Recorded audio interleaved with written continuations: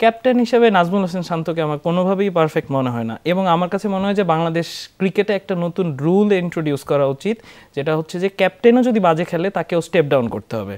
কারণ তাদের কাছে তারা অটো চয়েস হয়ে নিজেদের ব্যাপারে তাদের কোনো সিরিয়াসনেস নেই। একটা দর্শক দেখছিলাম বলছিলেন যে নাজমুল হোসেন শান্তোষ তিনি মাঠের পাশে দাঁড়িয়ে বাকিদেরকে ইনস্ট্রাকশন দিচ্ছেন। ঠিক আছে, তিনি ক্যাপ্টেন, তিনি ইনস্ট্রাকশন দিতেই পারেন, তবে তার নিজের প্র্যাকটিসটাও তো সেভাবে থাকতে হবে। সে কন্টিনিউয়াসলি ব্যর্থ হয়ে যাচ্ছেন। হয়তো দেখা যাবে ওয়ার্ল্ড কাপের মতো যে কোনো একটা ম্যাচে সে 80-90 বা একটা সেঞ্চুরি করে ফেলবে, আমরা আবারও এগুলো ভুলে যাব, আমরা যে তাদের যে এই একটা বাজে অবস্থা যাচ্ছে এই সিচুয়েশনটাও ভুলে যাব। অন্যদিকে লিটন দাস কন্টিনিউয়াসলি খারাপ খেলে যাচ্ছে, তিনি আসলে নিজেকে নিয়ে কতটুকু কাজ করছেন আমার সেটা নিয়েও ডাউট। মানে তাদের দেশের ব্যাপারেও সিরিয়াসনেস নাই, নিজেদের ব্যাপারেও সিরিয়াসনেস নেই।